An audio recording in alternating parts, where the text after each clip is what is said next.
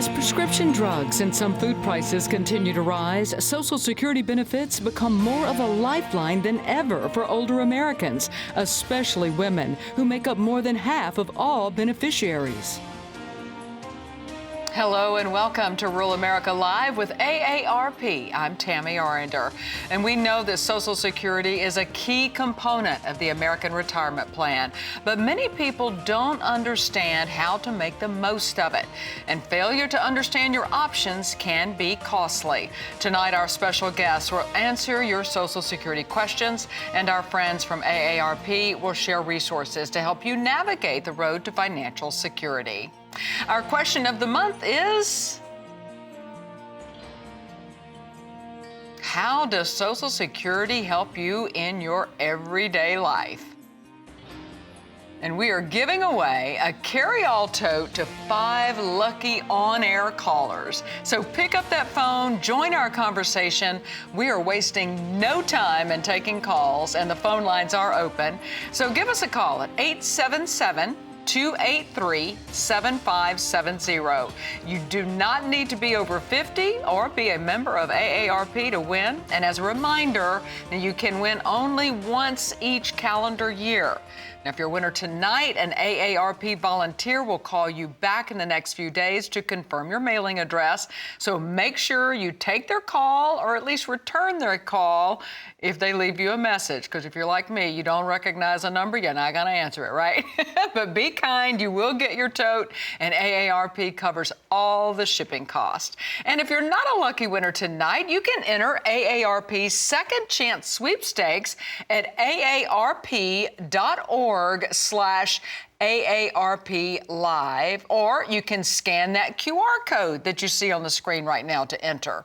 One tote will be given away each month, with the winner announced during next month's program. Rules do apply. You can only win one time in a calendar year. And I'll announce last month's winner a little later in the show. I'd like to welcome AARP Iowa State Director Brad Anderson to the show, and also our special guest, Social Security expert Steve Richardson.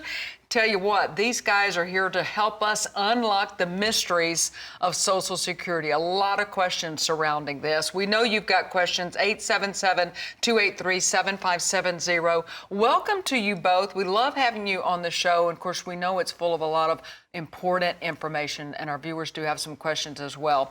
Brad, let's start with you. We actually heard right there in the very beginning about how important Social Security is to women. Talk about the importance, and that since women make up half of those who are the beneficiaries, what are some of the key questions and circumstances they have right now?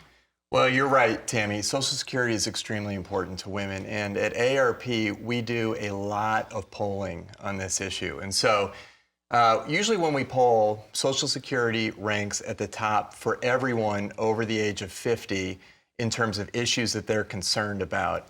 But when you dig deeper into the polls, what's really interesting is the intensity level at which women are concerned about Social Security, way more than men. And so in Iowa, we decided we wanted to dig into some state-specific polls as well as some of the national polls to see why that is. And so there are several reasons why women are so concerned about Social Security. So let's get into some of those reasons now. Number one is that Social Security checks for women are smaller than men because of their caregiving situation, and of course we all know that they have lower wages historically than men, so they have smaller Social Security checks. Secondly is they rely more on Social Security as a percentage of their retirement income, so that's yet another reason why they're concerned about the future of Social Security. And then the third reason is, why do they rely more on it as a percentage? It's because they have fewer sources of retirement income. So men typically have more access to 401ks, cash, or pensions, as opposed to women. So they have fewer sources of retirement income. And finally, this is something we all know, is women live longer than men. That's right. And so because of all these reasons, it's become very clear over the years that women are concerned about the future of Social Security. And as political leaders, of course, one of the demographics that they always want to target are older women, because older women vote. Older men vote too, but older women really vote, right? And so they always target that. And one of the things I always remind politicians on both sides of the aisle is talk about Social Security. This is an issue they deeply care about. And this is an issue that usually people over the age of 50 plus expect you to address if you're running for one of these offices. Absolutely, it is very, very critical. Speaking of that, let's just stay on topic with the women and the Social Security issue. What should they know about their access to benefits? Well, as far as women and their access to benefits, the best starting point about access to benefits is at SSA.gov, the Social Security national website. And what you want to do, it's a sequential sort of step process you're taking. You're creating a My Social Security account for yourself, which is the first step, which is very important. And then you want to start reviewing what your Social Security statement says based on your own earnings. And of course, you'll look into spousal benefits and what additional entitlement factors you could be eligible for. Any specific advice you may want to give women right now? Because we feel like that there are things that they need to know to kind of get the ball rolling, right? Yeah, it's a great question, and it's something you really need to think about, and this is all about retirement planning.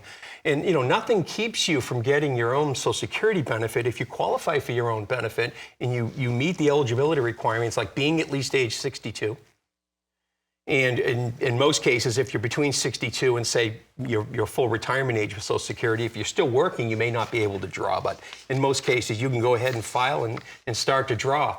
Also, there's no marriage penalty or limit to benefits paid to a married couple. So if you've got a two-worker household, both people can draw their own individual Social Security benefits. There's no cap and there's no penalty for both of them drawing at the same time. Wow. Yeah. Did not know that. That's a really good question. And what about those who have dual benefits? Yeah, a lot of people are eligible for dual benefits. If you do two benefits, you're generally paid the higher of the two. Social Security pays it, always. They'll always pay the higher of the two, not the combination of the two. Okay. So when would two benefits come into play? Under the spousal rules, under the spousal and how those laws are carried out, where a lower wage earner spouse, once the primary wage earner higher spouse files for their own, the lower earner spouse can file, and you'll collect the higher of the two, but not the combination of the two. And if you're divorced and you're married at least 10 years, the first part of that reference is really what hits home, and what everybody should know about the divorce benefits rules with Social Security is you got to be married over 10 years to even look into, are you potentially eligible for divorced spouses benefits for the program. Other than that, regular spousal benefits and regular survivor benefit rules that govern all other survivor and spousal benefits apply. But remember, you've got to be married at least 10 years. That is a lot of information to take in. That's, it really is. And because we want to be able to explain it to you, but if you've got a question, don't forget you can call in 877-283-7570. Talk a little bit more, expand a little bit more on this, Stephen, and let's kind of help get these questions answered. Sure. When your spouse or your ex-spouse passes away, you could be eligible for survivor benefits. As stated a few moments ago, the divorce spouse provision, if you meet the 10-year marriage requirement, the regular spousal and survivor rules come into play. In a survivor scenario, if a primary wage earner were to pass away and a living spouse was drawing under that primary's account at a lower rate because the primary wage earner was still alive. Once that primary wage earner passes away, then survivor rules kick in, where the surviving spouse will then convert to the higher survivor benefit. Interesting. All right, we've got a lot more ground to cover. We're going to absolutely get to your calls and get to your questions coming up here in just a little bit. We do need to take a break, though, but let's give you that phone number one more time, 877-283-7570. But first, here are the three biggest myths about Social Security. What are some of the biggest Social Security myths?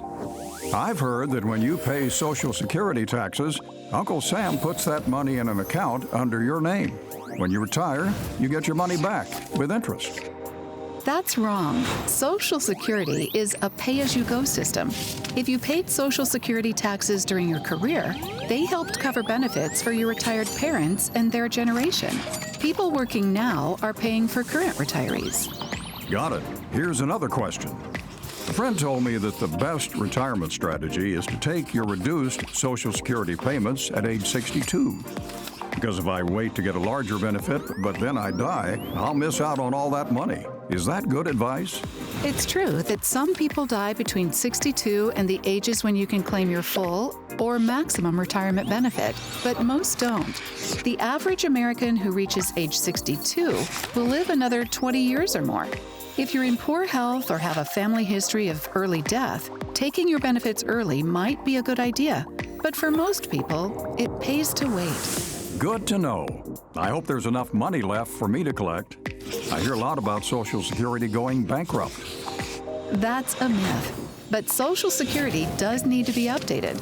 Right now, the system has a big surplus, but the reserve is expected to run out by the 2030s because the retiree population is growing faster than the workforce that's paying into Social Security.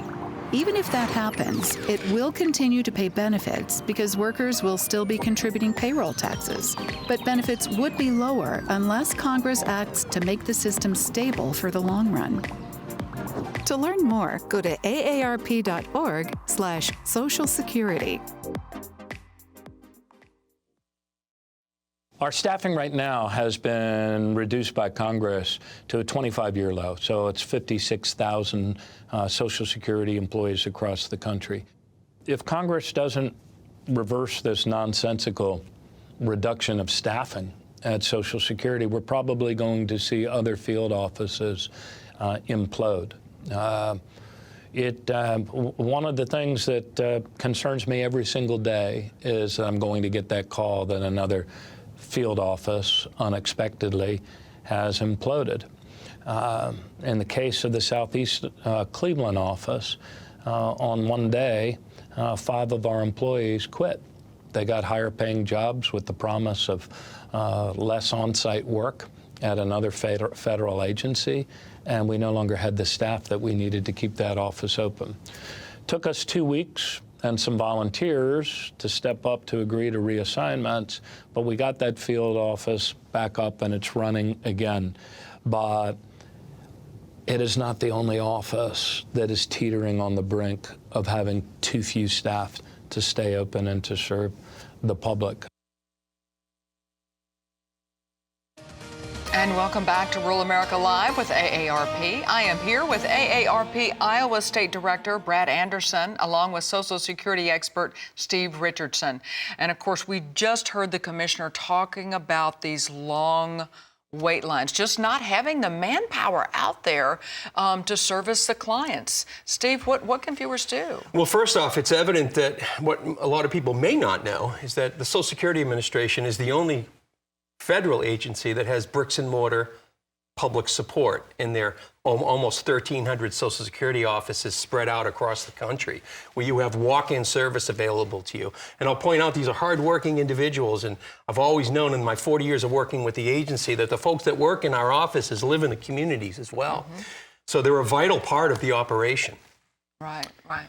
Well, and I just want to mention that one of the things that AARP fights really hard for is SSA funding for customer service, because when people call in their Social Security office, they want to get a call back, or they want that phone call answered. They want to get a meeting, and we need to make sure people have access to these offices. So one of the things that we're doing next week, in fact, is we have leaders from every state in the nation going to DC, and one of the things that we'll be talking about during this visit is additional funding for SSA to make sure that that the people who need to talk to SSA officials have the ability to do so. That's fantastic, because again, you've got to have that funding to have the people in place. So let us know how that goes when you go to DC.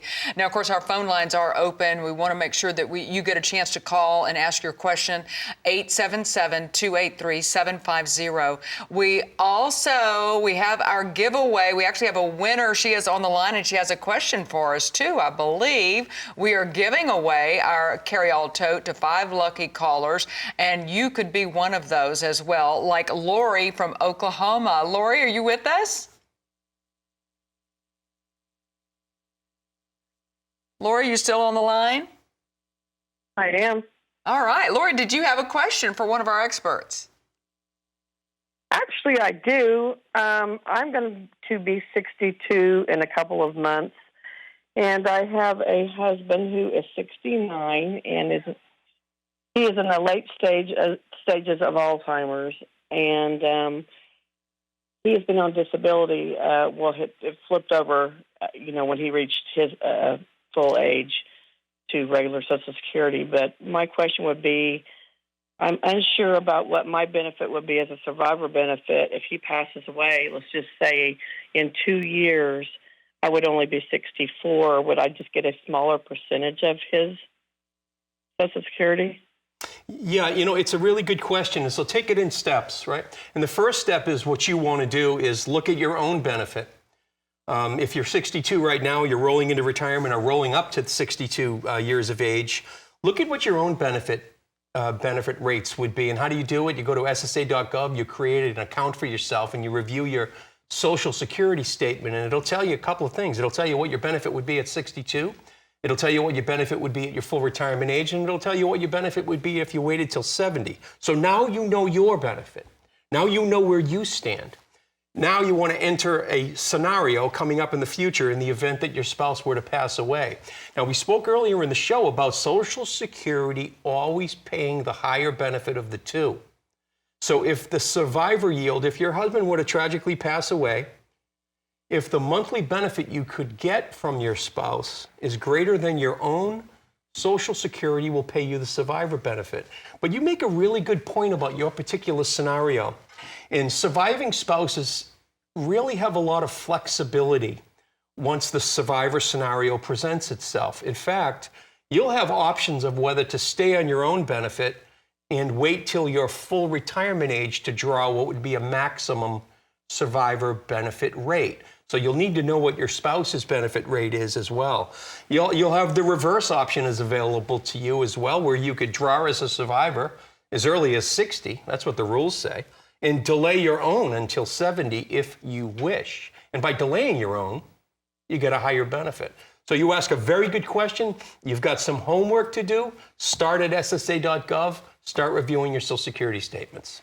I tell you what, that was an interesting situation because I thought she was going to go down the road of just, hey, I'm about to turn 62. What do I do? But first of all, Lori, we thank you for your call. We're praying for your husband and your situation there. She was a winner tonight. We do want to let you know that. Also, if you're not a lucky winner tonight, you can enter AARP's Second Chance Sweepstakes at aarp.org/AARP Live.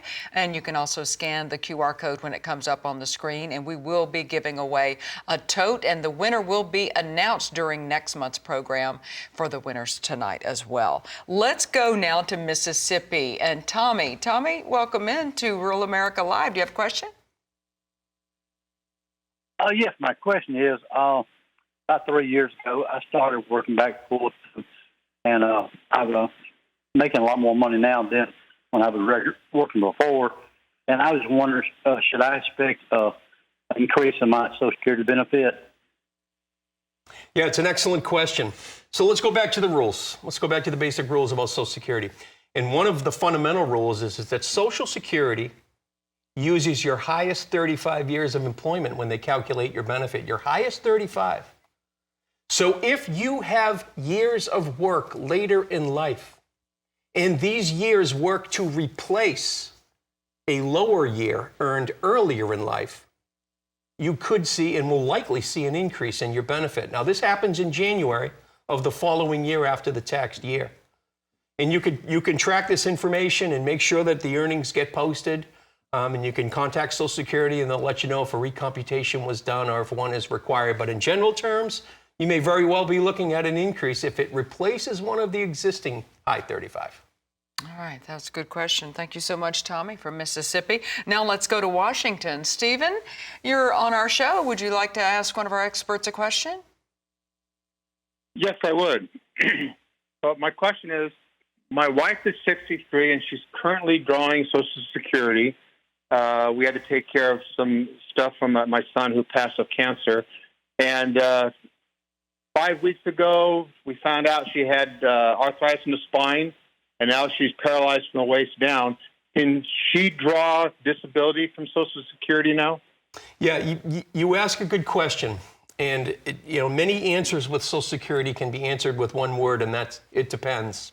Or two words, it depends. So let's talk about this for a minute. So your wife drew as a reduced retirement benefit at her current age, and then she had become disabled. Social Security does have a Social Security disability insurance law that you could potentially be eligible for additional funds. In fact, if you file for Social Security disability insurance, you get to collect as if you've reached your full retirement age.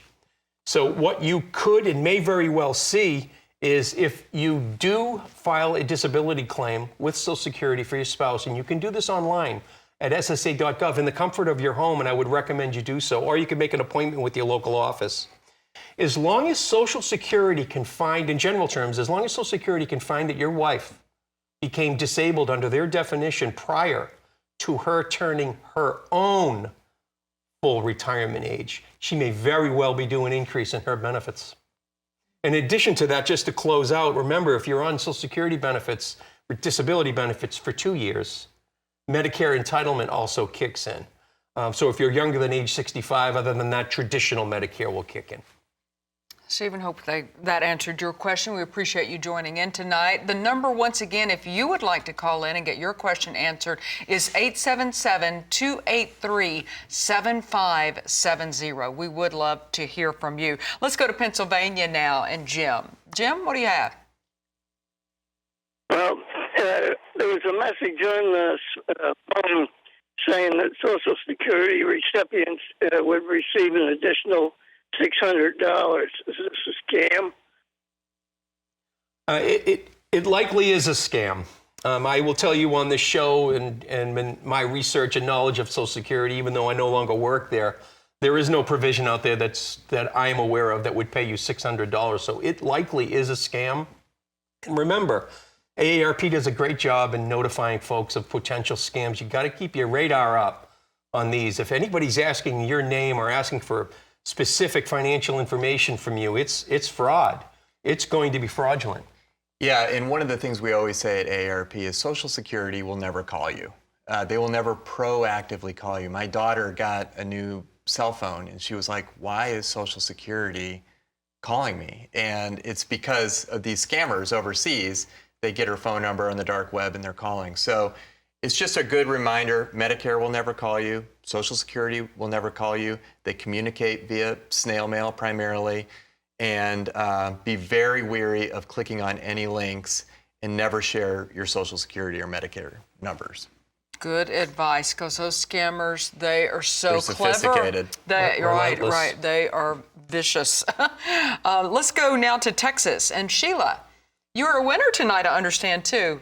Awesome. Congratulations to you. Let's talk to our experts and find out what you want to know. Yes, I have a question concerning overpayment of Social Security benefits. I just recently found out that I owe back benefits amounts from 2023, and instead of them giving me any options of payment back, they just called to tell me that they were just going to turn off my benefits and complete with no type of incomes. And I was just wondering, is there any other type of way that they could do this without taking your only income? Sure. We're glad you called. We really are. I mean, this is a great question to ask for if you really don't know what's going on, because it can be intimidating when you get these letters in the mail. So the Social Security overpayment system is, normally the debt is calculated correctly. I mean, it's a large organization where sometimes it isn't, but in general terms, the debt is normally calculated correctly, and they'll give you a written explanation or a detailed verbal explanation of how the overpayment happened in the first place, so you'll understand. So here's the thing about paying back the overpayments. The first step you can take is, of course, you can agree to pay something per month if you'd like, or they're just going to go ahead and take your entire check until the debt is recovered. If you can't afford that, and it's going to cause financial hardship for you, there's another road you can take, and that's called filing a waiver. You're filing a waiver. You would like Social Security to consider waiving this overpayment. You will have to submit all your financials to them, your income each month, what your expenses are each month, and they'll try to find if there is, find mercy and grant you the waiver on this overpayment. So it's important that you do pursue that, and they will work with you. Let me stress that. The agency, I worked there for 40 years. They'll always work with you to resolve an overpayment. They'll try to stay away from causing financial hardship. And she should be able to do that on her own and not have to get a lawyer, right? Correct. Correct. Do that. Just do that. Yep. Well, and one of the things that we were talking about before the show is if you feel like you are receiving an overpayment, don't spend that money, right? I mean, you were telling us that you've seen so many scenarios where people get these overpayments and then they spend them and all of a sudden they get a bill for $53,000. And so I think it's a good reminder that if you feel like you're getting an overpayment, contact the Social Security Administration office, let them know. And even if they don't turn off the spigot immediately, set that funding aside. Do not spend that money, correct? Correct. But this is where, too, you mentioned earlier, do a little bit of homework. If you know what you're getting and then all of a sudden that check is way over that, that's going to be your first little red flag, right? Correct. So go ahead and kind of base everything. Correct. We're going to go to Kansas now. And Ordell, what's your question? Well, kind of two things. When I was 11 years old, my dad was killed, and without Social Security, why, my mother and my brother and I would have never been able to live. My mother drew $9 a month, and my brother drew $7 a month, and I drew $2 a month. But that wasn't very much. But back then, in 1946, it was enough for us to make a living. And I've paid Social Security almost, I don't know for how many years, but I'm 88 years old now. And my question that really what bugs me is, why do people that draw SSI draw more or as much as I do? And I've worked all my life. Well, I think it's a good question. So let's talk about what Supplemental Security Income, or SSI, is. It's a program that came out of the early 70s where the federal government essentially handed over the administration of this program to the Social Security Administration. And essentially, it's a disability payment based on need for individuals. Unlike Social Security disability insurance, where you work and you pay in, and Social Security can calculate out an exact a monthly benefit payment for you based on what you have earned, you do not pay into the Social Security system to be eligible for SSI. You just have to have low resources available to you as an individual or as a married couple. So you might say, okay, how do they calculate the payment? So it's based on poverty rates and poverty scales. And essentially what happens with SSI is they calculate out what they're going to pay you every 30 days. You're paid on a monthly basis, based upon where you're living and what your income and expenses are. Every 30 days. Where are you living? What are your income and what are your expenses? If you're living by yourself, you're going to get more money under the SSI program. If you're living with someone and sharing household expenses, you're going to get less. So they're set rates, but they're not based on how much you had paid in. So there are poverty levels what the payments are designated on by law. Ordell's call is so important, though, because it is such a good reminder that Social Security keeps tens of millions of Americans out of poverty every year. And so when we talk about the importance of securing Social Security for the future, we have to think about his story, right? And how many other people that it does keep out of poverty. And so, sometimes we get wrapped up in the numbers and we forget about the human element here. But his story is just such a great reminder of that. It was, and thinking about how they made a living on just a few dollars a month. What the world we live in, right? Now what it costs us to live. Let's now go to Maryland, and we're going to speak with Lan. Lan, congratulations. I understand you're a winner, and you got one of our totes. So good to have you in the show. What question do you have? Oh, my question is, I'm now age 63. And I'm trying to collect my deceased husband's Social Security benefits. That means it's a survivor spouse benefits until age 70, and then I'll collect my own Social Security at age 70. That is correct. And that is a strategy that under law, under current regulations, that you can employ. You can absolutely do that. You can draw as a surviving spouse, provided you're not working, based on your age. If you were working, Social Security would limit how much you can work if you want to draw the survivor benefit, or your own for that matter. But you can draw as a surviving spouse at your age, 63, and certainly by law, delay your own till age 70. By delaying your own till 70, you have grown it to its maximum amount. Absolutely. That is a strategy you can employ. Well, thank you so much for calling in. Congratulations to you. If you'd like to get a question and be on the show tonight, we would love to hear from you. That phone number is 877-283-7570. Now we're going to go to South Carolina and welcome in Ellen. Ellen, what's your question? Yes, I am 70 years old. I started collecting Social Security at my full retirement age of 67. My husband, however, is 5 years younger. He is 65 years old. He was not planning on taking his Social Security until he's 70. I was led to believe when I retired that when he started collecting, they would supplement some of my Social Security with his because he's always made much more money than me. Now I'm hearing the law has changed. I don't know how that's going to affect me because I don't know what the change even means about spousal benefits. Yeah, I as a public relations practitioner for the agency, I'd be out there giving a lot of speeches to people, and I would often be asked, can the rules change? And although they don't often change, I would have to say they can change tomorrow. And that's exactly what happened in the fall of 2015 in the Omnibus Reconciliation Act that did away with this claiming option that this person has just described.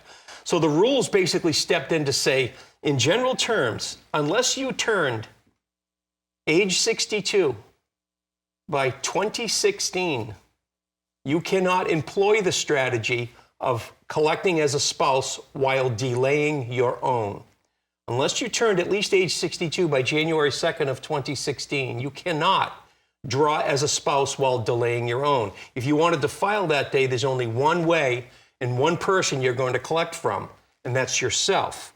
That's what the rules changed. So what I would recommend to you, ma'am, it doesn't sound like you're hitting the dates right, and that may very well be the case, and we're sorry to hear that you didn't get in there under the gun.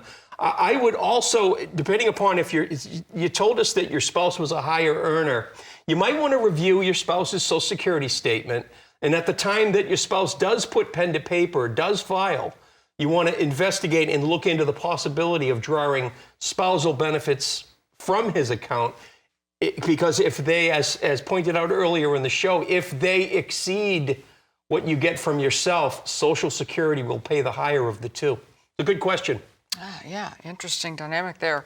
Georgia is our next state that's represented. Don, what's your question? I'm 71 years old. I'm going to graduate from college this fall, and I'll be 72 when I graduate. And I plan on going back to work because now you can, work from home. And I just wonder, what will that happen to my Social Security? Well, first of all, congratulations. Absolutely. I mean, that's a fantastic story. Bravo. Fantastic story. Well, good luck to you. That's fantastic. Now, the working and collecting rules are very strict. But the third part of the working and collecting rule, which is the closing part of the law that says, once you reach your full retirement age with Social Security, if you want to work and collect, you can earn whatever you want. So based on your current age, once you go back to work, you can freely go back to work and earn whatever you want. A caller called in a few moments ago and asked about, hey, I'm working later on in life and I'm earning some pretty good money. Am I going to see an increase in my benefit? And just to close out, remember, Social Security looks at your high 35 years of wages. So once you do get your job, and I know you will, and you'll start working again, if those earnings replace one of your 35 years that they've already used to calculate your benefit, you will see an increase. Good luck to you. I want to know what Don was majoring in. I want to know what his degree is in. But yeah, congratulations to you. And we do appreciate everyone that's called in so far. We are going to take a quick break, though. When we come back, we do still have a tote to give away, and I'll announce our second chance winner. Phone lines are open, 877-283-7570. That's the number. We'll be right back. And welcome back. We are taking calls about Social Security. But first, I want to announce our second chance winner from last month's entries. The winner is... It is Diane B. from Arvada, Colorado. Congratulations! Your carry-all tote will arrive at your home in the next few weeks. Now, for those watching, you can scan that QR code when it pops up if you would like to be entered for your chance to win a tote. And we still have a tote bag to give away tonight, so we are going straight to our phone lines. As a matter of fact, we only have a few minutes left, and we're just going to take as many calls as we can. We're going to go to Pennsylvania, and we're going to talk to Homer. Homer, welcome in. What's your question? Thank you. My question has to do with our check was hacked, and we've been trying for 2 months to get our check that was hacked, and we reported all the information that they wanted. We've been to the Social Security office 2 times in person, once on the phone. And all they tell me is, you'll get it, it's in the mail. Then they said 10 days. One said 5 days. But listen, we live month to month. We can't go 2 months without Social Security. Yeah. I'm 82. My wife is 81. We're at our wits' end. And we were expecting a check this week from the last time that we met with the Social Security Board in York, Pennsylvania. And they said, it's in the mail. It's not in the mail. We haven't received a check. It's been 10 days. Now, and that started 2 months ago, and that showed that we had a check that we didn't get. We put the information to them that they requested, but yet we get no check. Can you help me? Yeah, we're very sorry that you have this inconvenience as has come down on you like this. I'm going to speak frankly with you. I would strongly recommend that the next time you contact that Social Security office that you ask to speak with a supervisor. That's number one. If you can't get through to a supervisor, or if you're dissatisfied with the information you're getting from that level of authority within that field office, then you can freely contact your local elected reps, your members of Congress, or your senators for certain. They have open lines of communication with all Social Security offices across the country, and they're there to help you, along with this supervisor and the management level people in these field offices, to smooth this out and make this thing good for you and make you whole with that check. I strongly recommend you do so. Yeah, and having worked in the office of a senator, I can tell you we often got a lot of calls like this, and they have staff dedicated to helping people just like Homer in some of the challenges he's dealing with. So if SSA is, for whatever reason, not able to solve your problem, definitely contact your member of Congress or one of the 2 U.S. senators. Good advice. You're right, because they do have staff dedicated to that, so I bet they can get an answer. Homer, I do hope that you get that check in the mail, that it's not just a phrase, that you get it here very soon. Let's go to Oregon now and speak with Frank. Frank, what's your question? I'm retired, but I'm back working in my profession. They take out Social Security every week out of the check, and then my employer takes out Social Security out of, I'm almost 74, but I'm back working. That's like double dipping. Well, I'm a little confused about you're not working, but let's just talk about wages. And if you are working at any age, you'll always have to pay taxes. Ben Franklin, right? The 2 certainties in life. You'll always pay taxes on wages that you're paying in. If you're deducting, if taxes are being taken out of your check, you could be talking about the taxation of your Social Security income, where you've requested to have the tax, taken out beforehand, because you do have the option of having that done. You can pay your taxes going forward. And that's easy to do through socialsecurity.gov. So we're not absolutely sure about the taxes, but to answer the question, to get down to the nitty-gritty about working at any age, you'll always pay taxes. All right. Thank you so much for that call, Frank. And now let's go to Oklahoma and speak with Deborah. Deborah, you're on the show. What's your question? Hi. I am a survivor, 1998, but we weren't legally married. But I did get the survivor benefit of $255. Is there a statute of limitations for me to apply on that benefit since it was so long ago? And also, is there a time frame, like if I was divorced? I know the 10 years applies. If you're a widow, in my case, is there a time frame where we had to be together? I'm a little confused, and I'd really appreciate some help. Well, let's answer the marriage duration question first. If you were legally married, you have to be married for at least a year to file the survivor benefit. Well, what I think you're describing to us is a common law marriage scenario. Now, what happens with common law marriages where a legal marriage ceremony has never taken place, but you lived your life as if you were married? What the Social Security Administration does is it defers to state law regarding the recognition of common law marriage or not. So at the time, if you were eligible for the lump sum death payment, if you were caring for a child of the wage earner, or in that scenario, there's potential for that payment would have been made. But if I were you, I would look into, you can contact your local Social Security office, and what the office will do is they will research in the state you live in to see if common law marriage is actually recognized, and they'll tell you what the parameters are regarding duration. It usually comes down, believe it or not, is getting statements from family members and friends and community people that you spent your life living together as married people. It really comes down to that kind of work. So you've got some work to do. I wouldn't let it go. I would contact Social Security, and I'd pursue that. Yeah. Good luck. Deborah, thanks for calling in. Phone number, we do have a few minutes left. We'd love to hear from you, 877-283-7570. Now let's go to Minnesota and speak with Jim. Jim, welcome in. Hi. Hello. Hi. Yeah, what's your question? Jim here, and I'm 79 years old, and I've been on the Social Security a while, and in really good health for 79, I think. However, I recently found out that I have macular degeneration, and I have geographic atrophy, and so I suspect that in the near future, or at some point, I will be blind completely.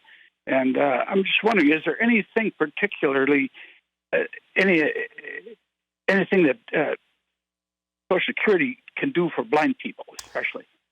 Yeah, it's a very good question. So let's take a little history lesson. In the mid-50s, Social Security signed into law, well, the federal government did, that Social Security will now have a Social Security disability insurance benefit available for people who are younger than 62, who become disabled, where it gives them an opportunity to what? To draw their retirement benefit in the form of a disability insurance payment before they reach their retired years, because they can't work. There are some caveats. There are some laws that surround the eligibility to Social Security disability insurance payments. And the number one, in your case, sir, is that Social Security must find you disabled prior to turning your full retirement age. And I think if I'm doing the math right, your full retirement age is probably 66, or it could be 66 in 2 months. So if you were to pursue a disability insurance benefit for this condition, and it may very well be disabling. There's absolutely no question about that. We're not questioning the severity of the condition. It's likely you would be. In most cases, depending upon the severity of it, you are approved. However, the non-medical part of the thing kicks in, where it says you must be found disabled by the Social Security definition prior to turning your full retirement age. Now, depending upon what your assets and income are, Social Security does have another a benefit program called Supplemental Security Income, or SSI. It's a needs-based benefit. If you feel you might qualify for this, we recommend you contact Social Security and be screened for SSI eligibility. Is that something they can do and check that online They as can well? do that. They couldn't be. It's best to call. Okay. Because there's a number of questions, needs-based questions. What So are your have that assets? conversation. Are you married? Exactly. Right. All right. Very good. Good answer. Let's go to Montana now and speak with Laura. Laura, welcome into the show. What's your question?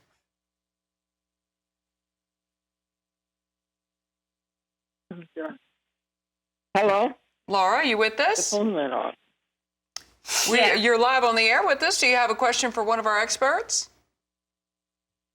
Yes. I've worked for a school district for 30 years, and I am receiving a pension. My husband passed away, and they're denying me his Social Security. Yes, what you're talking about here is a government law, a government rule. And this particular law is called the Government Pension Offset, or GPO, the Government Pension Offset Law. And what this law says, it came out of the early 80s, and what it basically says is to spouses, surviving spouses of deceased primary wage earners, or even living spouses, living primary wage earners, if you as the spouse are drawing a pension based on non-FICA taxed work, the Social Security spousal benefit that you want to draw from your spouse will be reduced because of the collection of this non-FICA taxed pension. In general terms, the math works like this. You'll have to calculate out what 2/3 of your pension is every month. If the Social Security yield from your deceased spouse is less or greater than that, that's what dictates if you're eligible for money. For example, if your pension is $900 a month, 2/3 of that is $600. Whatever you're eligible for from your spouse as a survivor, it will always be reduced by $600 a month until the day you pass. So that law is in play, and it's a solid law. It's been around since the early 80s. Wow, I know that answered her question. Thank you so much for calling in, Laura. Let's go to Alabama now and speak with Nell. Nell, you're on the show. What's your question? Yes, my question is, I have a daughter-in-law that's had cancer. She got it 14 years ago. She came out of work and been out of work for 14 years. She applied for Social Security disability because she has metastatic cancer. 4 years this happened to her. Of course, they have denied her both times. Is there any way that she can get disability on her metastatic cancer? Yeah, you ask a very good question about the Social Security disability insurance, and I just in answering a few questions already, there's a lot of moving parts within this particular law. And in this particular scenario you're describing is Social Security is going to look at your past earnings. You have to look at Social Security disability insurance as essentially an insurance. So you have to pay into it what Social Security refers to as currently. And what currently means is you have to have at least 5 years of work out of the last 10 years when you file to meet the non-medical qualifications. Then it's not the situation and it's not the scenario where they're looking to say whether you are disabled or not. They don't even get to that until they qualify you non-medically. So for a person like if your daughter-in-law, she would have to have worked 5 out of the last 10 years. So you have to be currently insured. In a situation, what you're describing to us is a disabling condition that the onset date was 10 or more years ago. So she would have to be found disabled back to that date. Medical records, did she ever file, open up, existing files? Did she file her appeals at that time? So it's a difficult road she's looking at here. But again, just like the last caller, 2 callers ago, I would strongly recommend that you look into Social Security Supplemental Security Income, or SSI program for potential eligibility. It's the needs-based program, so depending upon what your daughter-in-law's income and assets are within her family dynamic. And I would recommend you contact Social Security and be screened for potential SSI eligibility. Right, so maybe an option there. Nell, we appreciate you, call. Let's now go to Indiana and Sherry. Sherry, let's say congratulations. You are a winner. You got our final tote for the evening, but now you're on the air with us and you got a chance to ask a question. What's your question for one of our experts? Hey, hi, good evening. So my question is, if I started to draw benefits at age 65, and then when I reached my full retirement age at 66 and 10 months, and asked to voluntarily suspend the benefits because I wanted to accrue delayed retirement credit until age 70. The question is, would I have to pay back the 22 months that I had received in checks between age 65 and 66 and 10 months? Well, kudos to you for doing your homework. You got all the terminology down. You have the strategy down. You've nailed it. So the short answer to the question is no. You go out at 63, 64, 65 years old. You know what the voluntary suspension rules are. Social Security allows you to do it. Once you reach your full retirement age, you can turn off the spigot, right? And turn it back on at 70 and accrue delayed retirement credits, because for every year you delay beyond your full retirement age up to age 70, your benefit increases about 8% per year. And you will not have to pay back those funds that they had already paid you prior to the suspension. That's an option you have as a voluntary suspension. I spoke earlier in the show about rules that can change within Social Security. And although Social Security changed the rules about voluntary suspension, they didn't change the rule that you could do it yourself. What they changed was if you had a disabled child or if you were a spouse drawing under your account at the time you suspended, the rules now say everybody's benefits get suspended. However, you can still voluntarily suspend your own benefits and go forward with that strategy. Well done. I'm impressed with Sherry. As a matter of fact, we're going to keep her phone number, and the next time you can't make it, she comes on, okay? How's that? Yeah, she knew what she was talking about. Sherry, thank you so much for calling in. We do have just a few minutes left, and of course, you guys have been wonderful. You've been a wealth of information. Let's do some final thoughts, though. Steve, what would you like our viewers to leave with tonight? No question about it. I did, in my professional years, I worked a lot with financial planners in the financial planning industry. I worked in that part of the country, and it was a lot of the work. And although we wouldn't glean ideas from them, or I just had information to give them, I would often ask them, "What are your clients asking you about Social Security? And how do they view and look at Social Security?" And I would always get a consistent answer. They would say, "Most of our clients look at Social Security in isolation. It's out there, right? It's something out there. I'll deal with it later. I'll look at it. I'll deal with it later." The truth of the matter is, to the average wage earner, Social Security represents about 42% of your pre-retirement income. Bring it into your overall Social Security retirement portfolio discussion. Right, don't Very ignore important. Don't let it be that elephant in the room. That's right. Let's talk about it.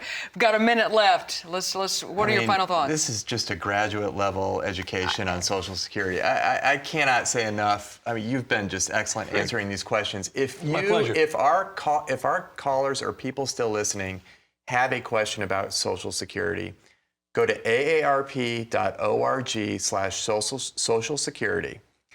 The person who answers those Social Security questions that you can type into that website is this guy right here. And so it's going to be answered well.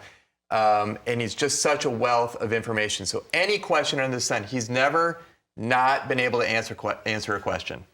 And the beautiful thing, too, is not only is he knowledgeable, he's understandable and relatable. That's right. I didn't feel like you were talking at me, and so thank you for doing that. Well, my All pleasure. right, guys, we're out of time. Thank you so much for joining us. Next month, we're going to have the Oak Ridge Boys here on July 18th, taking a look at summer scams. We'll see you next time.